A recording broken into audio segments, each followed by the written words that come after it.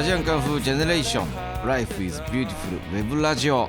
アジアンカンフージェネレーションの後藤正文です。北健介です。山田貴弘です。伊地知清です。はい、この番組はですね、最新シングル Life is Beautiful がリリースされたことを記念しまして、アジアンカンフージェネレーションがお送りするウェブラジオです。はい、はい、久々ですね、ラジオね。4人揃ってはなんかかなり久々だってさっきスタッフが。そうなんですよ。2年ぶりとかなんかそんな前だったっけね。もう4人でなかなか出れなくなる。そうでしょ。4人で集まっちゃいけないっていうか、まあね、もうウェブしか出れないどこのラジオ局もちょっと4人はちょっと一人だったら一人ならいいですけどみたいな。そっか。じゃあ貴重だこれ。それ貴重でしょ。貴重な機会。そうだよそうだよ。でも今日楽しくね、はい、Life is Beautiful のお話をねしていこうと思うんですけれども、ね、まあ、リリースになりまして皆さんね、聞いていただけましたでしょうかとね。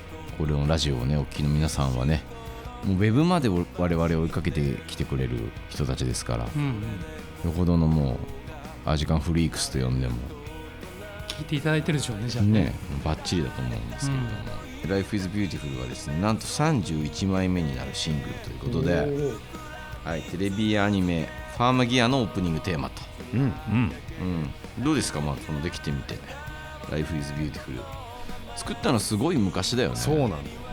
2年前、ちょうど1年前ぐらいかな、レコーディングしたのが。なるほど、1年経ちますね。早いね。曲作りから考えるともうちょっと前だから、だいぶ前だよね。手応えどうですか。手応えっつってももうでも1年前のことだから、なんかでも新年の一発目にふさわしいイントロだなみたいな。イントロいいよね、いいよね、そのドラムのパターンわかるでしょ。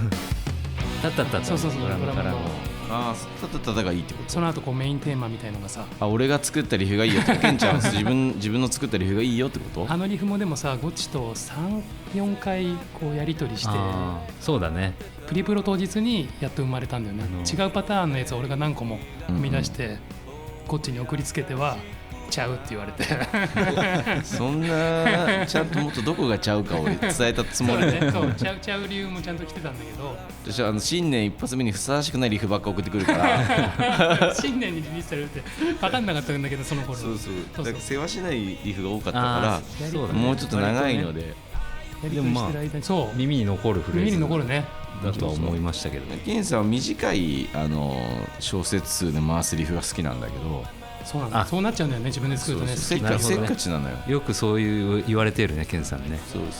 そうだから短いってフレーズ短いから、もうちょっと長く、例えばソロニーとかってフレーズ長いじゃん、何小節もあるじゃん。何小節ぐらいああいうのがね、ああいうのをふうにしてっていうお願いして。でも生まれましたよ、その新年にふさわしいドラムフィルにふさわしいギターイントロ。久々じゃない、こんなに OK でなかったのリフで。そうかもしれないね。最近はもう本当ケンちゃんといえば100発100中のリフメーカーだなみたいなとこあった。もう発注したら間違いないよみたいなとこあったけど今回はちょっと毎回ちょい言われてます。祝宴から随分時間経ったからだいぶなんかなまってるなみたいな感じがあったかもしれない。祝宴の時も言われてたな。言われてたでしょ祝宴の時なんて言われてた。毎回言われてんじゃん。ちょっとハードすぎんじゃないかみたいな、世話しないって言われてたのかな、その時もやっぱり。あったかもしれない。ケンちゃん世話しないんだよねそうなんだ。なんか一回ケンちゃん家行ってみたいもん。なんかきっと世話しねえ家に住んでんだろうなと思って世話しない家ってプライベートというかこう接しててはそんなに世話しくないでしょ。世話しなさはないよ。すぐ締めたがるからね。ことリフになると世話しなそこを直したいことでしょ。世話しなさを殺せないよいつもね、何なんだって感じだけど、まあでも結果ね、いいリフになってよかったなと思って、コーラスワークとかも頑張ってね。そうだね、重なって美しいなで撮ったね。頑張って考えたもん俺。コーラスワークはゴッチが毎回すごい素晴らしいね。ただなんかそのもうあれだけどね、ある種こうサポートであちこさんがいることがなんかこうさ、想定して作ってる感じもあるけどね。もう4人じゃ足りないよね、口がみたいなさ。毎回ゴッチのコーラスでも聞いて、おいで山ちゃんが震え上がってますよ。もう何どんだけ口があったらいいんだけどライブでの再現。そう音階をね知りたくて、ヒロシがかたくなに歌ってくんないんだよねなんかね、俺にマイク立てると PA さんが嫌がるんだよね。ドラムがかぶっちゃうやつ。ああ、なんかそういう理由か。お前は歌わなくていいだろうっていうそういう体なんじゃない本当。インカムみたいなので。あれの方が被るらしい。そうなの？あれめっちゃ被る。どうしたら被んないの？じゃあ方法がないよ。もうでもなんか清ドラム360度やってるじゃん。あの時インカムで喋ってんの？喋ってるけど叩きながらは喋ってる。あ、そっかそっか。その時はミュートしてあるからじゃあスタジオのトークバックみたいにボタンを押したら開くみたいなマイクでやればいい。まあそれだったらいけるね。スティックのところにスイッチつけてって叩きながらさ、ちょっとチッと押すとさBluetooth みたいな。そうなんかねシステムあるというね、毎回マイクがさ運ばれてくるドラムの方とかいる。スピッツのだからそう崎山さんとかだからみんそうだよね。なあれやってんの。だからもうドラムをだからパソコンから出して清がピンボーカルみたいなのでコーラスしたらいいんじゃない？俺は本業が分かんなくな俺はいいった。コーラシストみたいな。コーラシスト、そんなパートはないけどまあまあね、そんな感じで、皆さんそういう聞きどころはまあコーラスのハーモニーとかなんで、そうですぜひぜひ聞いてもらってね、はい。そしてカップリングはのんさんに楽曲提供しましたビューティフルスターズのセルフカバーということで、はい。これもどうですか？やってみて我々でキーが違うのかな？キー違うね。うんでもノンさんにこう提供するときにすでにもうゴッチが歌ったバージョンがデモとしてあったよね。俺たちはもらってたんで、あの感じもなんかやっぱ皆さんにお届けしたいなっていう思いが確かにあったんで、今回なんかカップリング曲どうするって言ったときに、そうそうビューティフルつながりだしいいんじゃないっていうプレゼンをねしたら一発で検査の案でそう通って本当はね、大体いつもカップリングがケンさんが歌うっていうことをケンさんが曲作れっていうそうケンさんが作って歌うってことだったけそど、のガードを今回リフも曲も品切れでそう店には何もありませんってな感じだかったからそうそうそうノンさんでもまあノンさんのもねやってみたいなって気持ちはあったからそうだよねよかったと思うし、でもあとこれあれだよね、イントロはもともとのデモのリフとやっぱり違ってて、ターンテーブルフィルムズの井上くんがねそう一緒に考えてくれたかっこいいリフね。参加してくれて、なんかビバリーヒルズ青春白書みたいなイメージでやったって言ってたよね。ちょっと裏から入る。そうそういうあれがリファレンスになってる。ちょっとダサかっこいいのにしたいんだって言ってた。熱く言ってたね。そう、すごいいい感じ。でもすごいかっこいい曲になったよね。なった、ぜひぜひ皆さんこちらも聴いていただいて。そうだね、はい。さて、ここまではね、余興、時間の無駄今までのが余興これからが余興な気がするけど俺なんかこの台本読んでると、ね、本題ですよ、Life is Beautiful リリース特別企画です。記念特別企画ですね、今回はスペシャルトーク企画です。はい、では、タイトルコールをですね、北さんよろしくお願いします。はい、何が出るかな、サイコロトーク。やる？まだもうだってごきげんようか終わって何年経つの何が出るかなって言っちゃう時点でね、そう世代がねもう分かんないんじゃない、聞いてるその若い人はボッチ・ザ・ロックから入ってきたことが何言ってんのみたいなそうね、何サイコロ振って面白いみたいなことやってんの、はい、面白いって面白い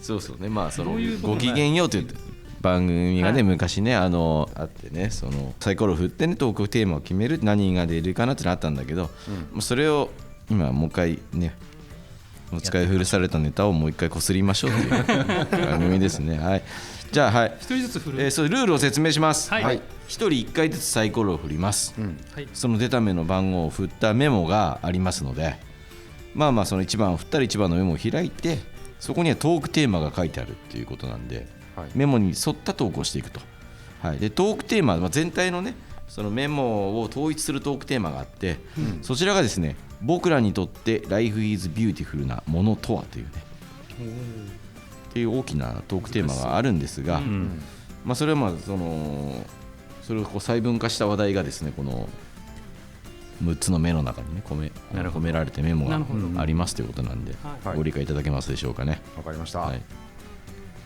じゃあ、誰から振りましょうかね。どういう順番がいいんですか？まあでも一人一つやるなら必ずやんなきゃいけないんだよね。そう誰からやるか。山田からやるか。山田からやる？山田だな。山田だなこういう時山田だ。山田だ。山ちゃん振ってみてください。はい、最初ね。はい、どうぞ。何が出るかな。歌わないよもう。著作権に引っかかっちゃうから。そう。じゃあ振りますよ。はい。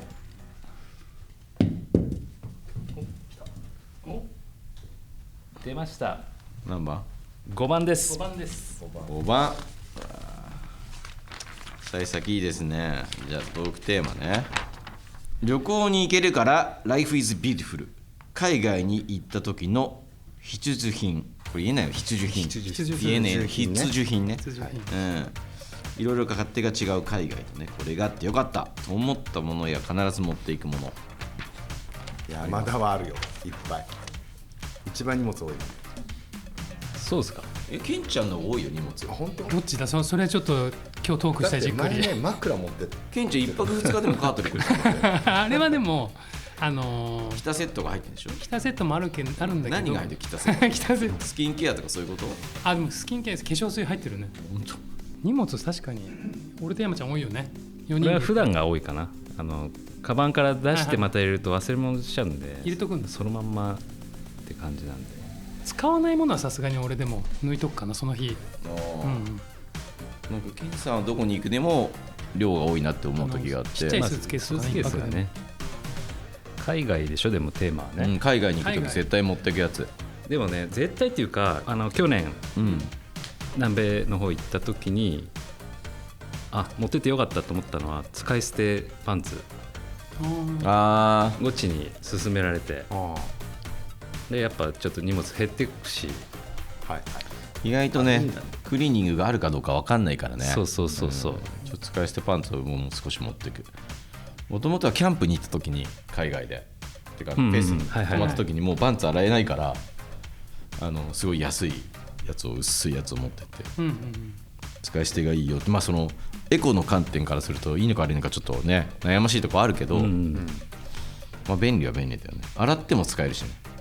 そう一回布タイプ、紙タイプもあるよね。紙タイプはなんかね紙は落ち着かなくない？紙パンツなんて普段履かなくない？カサカサするのが摩擦がありそう。も持ってった海外。持ってってない。持ってってないんだ。そうなんだ。なんかでも気にしてたよね。なんかどうしたらいいのみたいな。持ってこうかなと思ったけど乾きやすいのにした生地が。自分で洗って洗ったんだよ。洗う肌。それはでもお尻拭きとかいいよね。流せるお尻拭き。流せる。あれ聞きたかったんだよね。ウォシュレット持ってたでしょ前。それ持ってってるわ。ほらどうやって自分でどうやってやるの？あれどうやってんのっていうか、ウォシュレットそんな話じっくりしていいのかな。大丈夫でしょ。でもね、大きさそのペットボトルぐらいの。俺が今飲んでるペットボトルなんかもう飲みづらくなる。ちょうどそれで知り合ったそんなんだよ。飲みづらいなそれ。しちゃうからあんまりどういうことなと思うんだけど。でもそんなペットボトルのサイズでどういうこと？口でってわけじゃないでしょ。だってに水を入れて、自分で水入れて、でバーが折りたたまれてるバーをピッて出して、バーを出してでボタンを押すとノズルってことね。そうノズル。それ前から入れるの後ろから入れるの？自分で。人によらないから。こうやるの。後ろはねでも無理だね。後ろは無理。前から。前だね。前から距離があるじゃん結構。前から大変だね。掘るね。いや気になる。今多分聞いてる人もめっちゃ気になってるけど、そこまで言ったらさ。いや俺もめっちゃ気になってた。この話すると思わなかったね。教師しか気になってないけどね。いやこっちも持ってきてたら持ってきたでしょ。いや俺は本当そこまでではないから別に便利は便利。それはね結構マストかもしれない。乾電池で普通に肘ぐらいまであるじゃん。今スタッフがね画像を見せてくれてる。でかっ。でかい。こういうやつなんだ。肘ぐらいまでないからあるよね。自分持ってるのはこれじゃないけど。これじゃないんだ。これ USB 充電とかそういう。乾電池。乾電池だ。で結構ね角度つけちゃうとねなんか出なくなっちゃって難しいです。便器の大きさとかにもよるし。なるほどね。ありがとうございます。ありがとうございます。山ちゃん何かを失った顔してるけど。いやそんなことない。忘れてた。そうだ持ってってる。さすがだなと思って。そんなのなんかあることもあんまりよく知らなかったからね。噂には聞いてたけどあんなでかいんだっていうのもあって。そうか。俺がお尻拭きの話しちゃったから悪いんで。清志がそれで思い出した。あとはでも乳酸菌とかいいなと思う。そうだね。何があるか分かんないからご飯系はトラブルっていうか内臓とかは。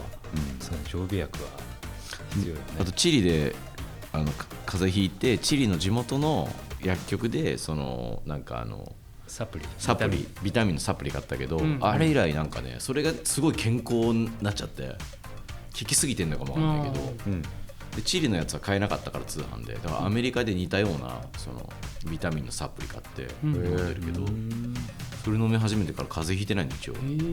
なるほど、サプリもいいよだから、海外なんか同じもの食べれるって限らないからね、そうそう栄養素を持っていくっていうのはいいんじゃないですかね、はい。じゃあ次行きましょうか。誰振りますか次は。じゃあ私、私振ります。じゃあね最初はウォシュレットの話ということで、携帯ウォシュレット、ケンさん。よいしょ。ここまでちょっと何番だ。出ました。はい、いきます。3番ですね。3番。未来も Life is Beautiful 還暦の時間どうなってるとねいうテーマですね。還暦の60歳。はい。還暦の時間どんな。でももう12年後。こっちが最近ライブの MC でよくね、還暦まではやりますよみたいな。還暦は解散ツアーだよねだから。もう決まってる。あがいちゃんちゃんこツアーよ。でもなんか還暦60歳でしょ。一応なんか今お酒やめて7年ぐらい経つんだけど、60歳になったらこう解禁しようかなっていう。じゃあもう本当に解散になるじゃん。いろんな意味で。そういろんな意味でまた。俺60歳になったらやっぱこうメンバーと乾杯したいな。本出して60歳からのトラブルメイキングトラブル起こすことも全然本当に解散なんです。そうだね。より制御が。乾杯するの楽しみにしてる皆さんとメンバーで集まって、楽しみでもありつつちょっと怖さも。みんな心配。そうだね。1杯目で帰りたいかな。確かになんか60歳じゃまだ早いんじゃないかっていう声がちらほら今聞こえてるんですよね。そんなことないんじゃない。大丈夫？60いいでしょ。65ぐらいまで65ぐらいに引き上げるっていうか。お酒はちょっと岸田さんのことを心配するとね、別に飲まなくてもいい問題だからなっちゃう。止まんねえってなる。やめたからね。でもそのやめてるモチベーションでもあるわけでしょ。そのゴールがあることが。一応ね。そうだね。なので無限になっちゃうとね、なんかみんなで乾杯しながら、ライブね実際どうだろうね。60でドラムとか。例えば ACDC とかさ、もう今60、去年ツアーやってたけど、68歳とかじゃないですか。今ねなんか前よりやっぱ前例というかね、たくさん元気な先輩方がいるんで、そうで自分らの10個上の先輩の方にいっぱいバンドいますしね。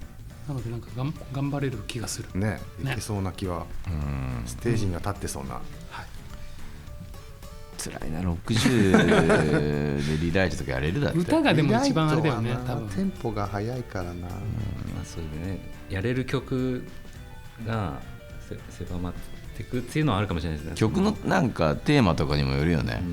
ファンクラブの曲とか60のじいさんが歌ってたらさ、中には痛いやつもあるじゃん。ちょっと歌詞でね、痛いじいさんだなみたいな歌詞の若さね。そういうところはね、音楽的にも変わっていくでしょうしね。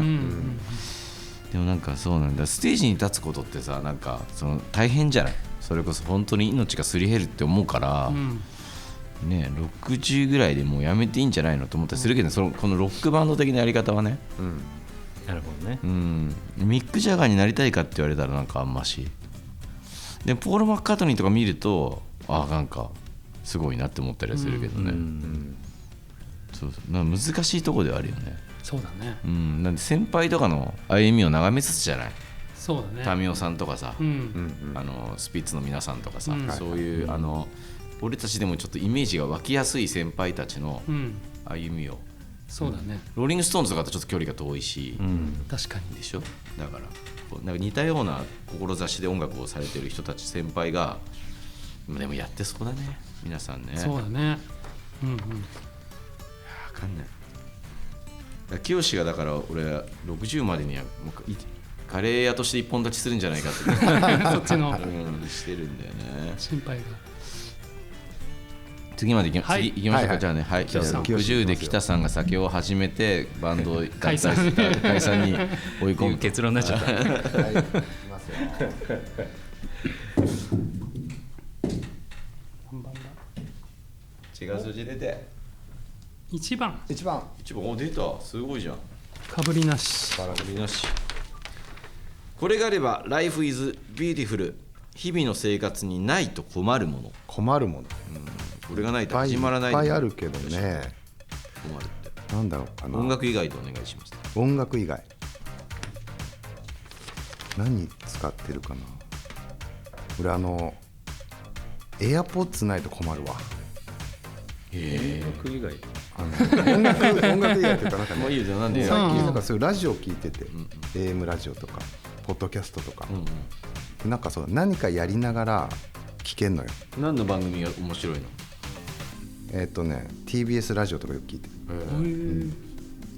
うちのキュンレコードの大島君に神田伯山のラジオ面白いよって言われて、神田伯山とかよく聞いて、そこからちょっと講談とかハマっちゃって、この前講談初めて初めてはいないけどカレー講談初めてカレー講談いいですね。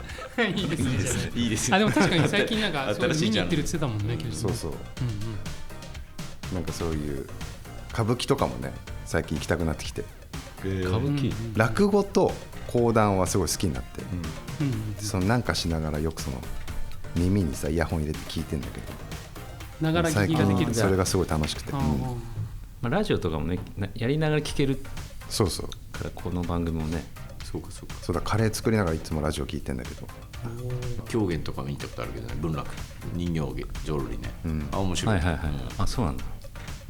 けどなんかやっぱ難しいっていうかさ言葉が、一応文楽とか昭和以降の台本でやってるから言葉は近いんだけど、やっぱその字幕がねあるからついていけるみたいなところもあって、字幕が出るの一応、現代語訳して、あとはこう台本見ながらどこ行ってんのかなみたいな、一日中やってるからね。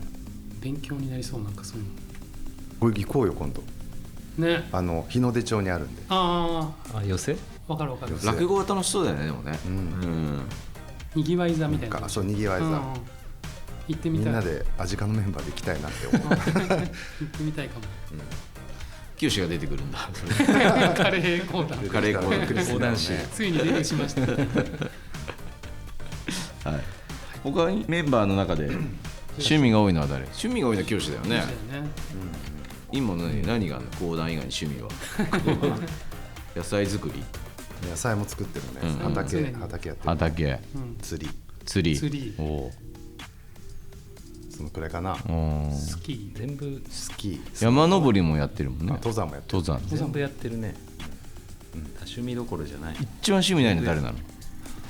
俺か山ちゃん。俺もないね。山ちゃんもない。趣味。俺はある。俺は合気道とかさ。ゴッチ意外とやってんだよね。釜飯とかもね。そう釜飯も釜飯やめたけど引退して。でも確かに一時期ずっと作ってたじゃん。今もう全然何の話題にもなんなかったからやめた。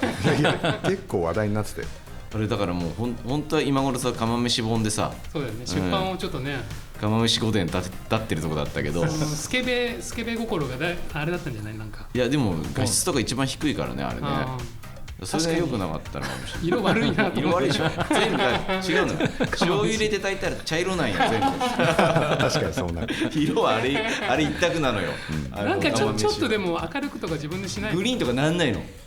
なんか少しだけできるじゃん。なるって。ちょっとはなる。なんで醤油入れて炊いてみ、あの色だから。そうでもさ。でも料理の撮影休止こだわってたよね。そうだね。カメラもね。カメラも。もう一回やり直したいけど、あとはね太っちゃうのよ。釜飯って1合だけで炊いても食べるじゃん。太ってくる。だから良くないなと。引退したの。釜飯はもうやんないっていうかまあこっそりやってるよ時々。だからでもみんなに報告する必要もないからって報告してもさ本人もなんないしさ別にみんなも何もなりそうだったよ。そうか。清に言われたのはゴッチのレシピは再現性がないみたいな。だからそのレシピの大事なのはその誰が作っても同じ味になるようにその調味料の分量をかけないといけない。なるほど。それは結構難しいんだよみたいなことをね、そのレシピを書くっていうことになるとね。そうプロから指摘があったんだね。一プロから一曲も書かないくせにレシピは書けるレシピに関しては詳しい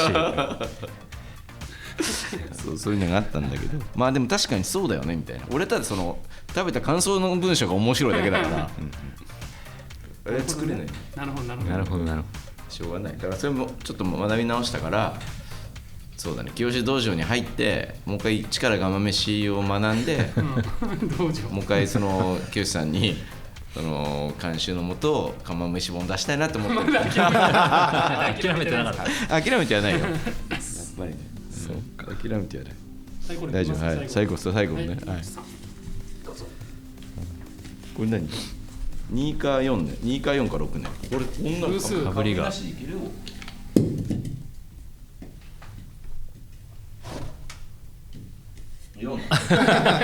4が出たやっぱ出るな持ってるなすげえな。4番ライブがあるから Life is Beautiful。 ライブで訪れた思い出の街。あ、いいねこれはいいテーマ。どっか好きな街ある？別に世界でも日本でもどこでも思い出深いなみたいな。でもそうね、去年行った2回目だけどチリとか、そうだね、メキシコも3回目だったかな。よかったね。よかったよね。なんか一応こうオフ日みたいのがあって、メンバー4人でロープウェイ乗ったよね。配信したよね。配信したでもサンチアゴがなんか意外とさリッチな感じがして、あの一角がそうだったみたいな、あの一角もそうだし、あとさあれだったじゃん、空港のさビジネスのラウンジがめちゃくちゃ豪華でさ、ラウンジはすごかった。しかもさらにその上の VIP ラウンジみたいのがさちょっとチラチラ目に入ってきて、なんかとんでもない感じになってたよね。それを知らん。奥にねさらにすごいラウンジがあって、そうなんだ。でも俺たちのラウンジですらなんていう、食べるもんがちょっと格が違うっていうかさ、めちゃくちゃ良かったよね。どれも美味しかった。チリって今経済的に発展してるんだってちょっと思って、貧富の差はもちろんあるでしょうけど、すごいなと思ってびっくりしたよね。他にあるサンチアゴ以外、日本とかでなんか国内でも好きな街。この間ケンさんと2人で、カメラマンの山達と一緒に3人でね、京都でオフがあったんで、ツアー中京都のメインの場所はもう混雑がひどいって聞いたんで、ちょっと伏見っていうエリアにちょっと南の方にね、行ったらのどかでよかったよね。すごいよかった。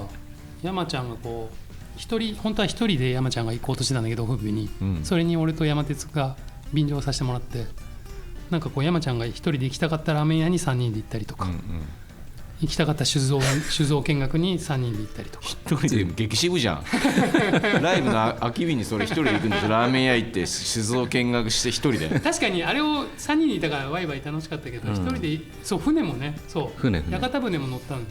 だから山ちゃん全部一人でやる予定だった。一人で屋形船乗って屋形船っつうのかあれ。屋形船なんかやばいだろそれ。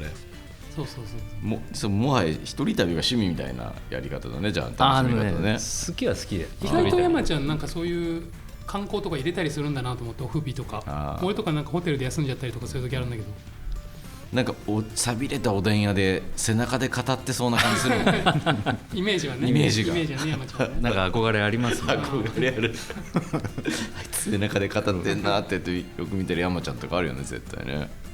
黒部ダムとかもね、そう行きたりしてたよね。そっか、意外と好きなんだなっていう、一人散策好きですよ。俺どこかな。でもなんかやっぱ日本海側って行くと静岡出身だから、不思議な感じがする。だって静岡だと太陽ってさ海の側を通るイメージだけど、反対になるからさ日本海で、そうだね。だからなんか日の入り方が海に対して不思議だから、なんか日本海を見るとね不思議な気持ちになるな、いつ行っても。なんか本当に海なのかなって思っちゃうっていうか、なんか全然カルチャーショックみたいな感じになるよね。見たことない海の角度っていうか。教師はどこ？俺ねジャカルタだよね。そうだよね言わされたんじゃないですか。ジャカルタだよね。ジャカルタでしょ。そうなんですよ。アジアンカンフージェネレーションなんですけれどもね、今年は11年ぶりにナノ無限フェスティバルを行うんですけれども、ナノ無限フェス2025年なんと、今年は初のインドネシアジャカルタでの開催が決まっております。ありがとうございます。吉が愛したジャカルタで5月24、25と吉が愛したジャカルでもジャカルタ楽しみですね。インドネシアジャカルタエコパークアンチョールというところで、はい、会場だね。いやいや、てかインドネシアのロックバンドとかグループとかの音楽いっぱい聴かせてもらいましたもんね、この間ね。意外となんか普通になんだろう、日本と音楽性そんなに変わんないけれども、やっぱジャカルタのなんかインドネシアの言葉だから、少しタッチの違う音楽があったりして楽しかったですね。楽しみだね。そうね。今年はインドネシアとね日本の2カ国開催で、もちろん日本もありまして、5月31日と6月1日ね、K アリーナ横浜で、これはでかいですよ。ナノ無限として一番でかいんじゃないですか、このツールですね。ドキドキですよ、入るのか。横割りから K アリーナに、そうですね、ちょっと規模がね、まあ、もう少なかったら野毛の寄せに移動して戻ってきた話がアジカンとカレー講談でツーマンでにぎわい座でやりたいですね。なんかまあどのバンドっていうよりはこう一日楽しんでもらえるようなフェスティバルにね、私たちはね、はい。清のカレーとかもあるんですか？ちょっとわからないですけど。わかんない。はい。オムライスもわかんない。オムライスはあるかもしれないです。あるかもしれない。一人一口とかあるけどね、スプーンで。ああ。全席にさ。全席。であれじゃん、なんかどっかレストランとか行くとさ、最初におさじ1杯出てくるとかあるじゃん、なんか。前菜でね。前菜で、あんな感じで清のないだろうな。はい、というわけでですね、はい、ぜひぜひ皆さんにお待ちしております。今回ね、まあでも久々ですね。そうだよね。なんかどうしてやろうと思ったかっていうのはまああれですけど、お祭りっていうのは自分たちで作った方がいいのかなってやっぱね、だんだん気分になってきたっていうかね。フェスとかいろんなところにいろんなフェスがあって、もちろん出て楽しいですけど、自分たちで企画する良さっていうのもあるよねみたいなね。お祭りってオーガナイズする難しさもあってみたいな。まあ今一度こんなフェスができるかなみたいな話をね、スタッフたちとしていたらね、いつの間にかどんどん膨らんで、最初はだからでもアジアのどっかの、ね、海外の国とか南米とかそういうところでやってみようみたいな、海外でフェスやってみようみたいな話だったけど、そうだね、そうなった、そんな話は出てたよね。それがもともとのなんかね始まりではありますよね。でもやっぱり横浜でもやろうってことになって K アリーナになったわけですけれども、だったらナノ無限やろうみたいなね感じがね。そうですね。はい。何のこと言ってるかちょっとよくわかんないです。何言ってるかちょっとわかんないですね。全然伝わらなかったね。スタッフも盛り上がってくれたのかなと思って。そう。はい。というわけで、アジアンカンフージェネレーション Life is Beautiful ウェブラジオ、そろそろお別れの時間です。どうでしたか皆さん、久々のウェブラジオ。楽しいね。楽しい。なんで呼ばれないんだろうと思って4人で。楽しいのに。この尺でこんな無駄話されたのとかね、ないのかやっぱその普通に電波とか乗ってさ、だからやっぱウェブだったら自由でできるよねっていうか、その伸び伸びとなんかそういうあれなんて気遣いなんじゃない？タブーないですよみたいな。タブーないっていいけど、もうねここまで3時間話したけど、多分もうすごいキュッとね、ほとんど放送されないんでしょうけど、はい。でまあそうだね、俺たちまだね。新曲とかもレコーディングしてるんでね、ぜひ楽しみにしていただいて、どうもありがとうございました。アジアンカンフージェネレーションの後藤正文と北健介と山田貴弘と伊地知清がお送りしました。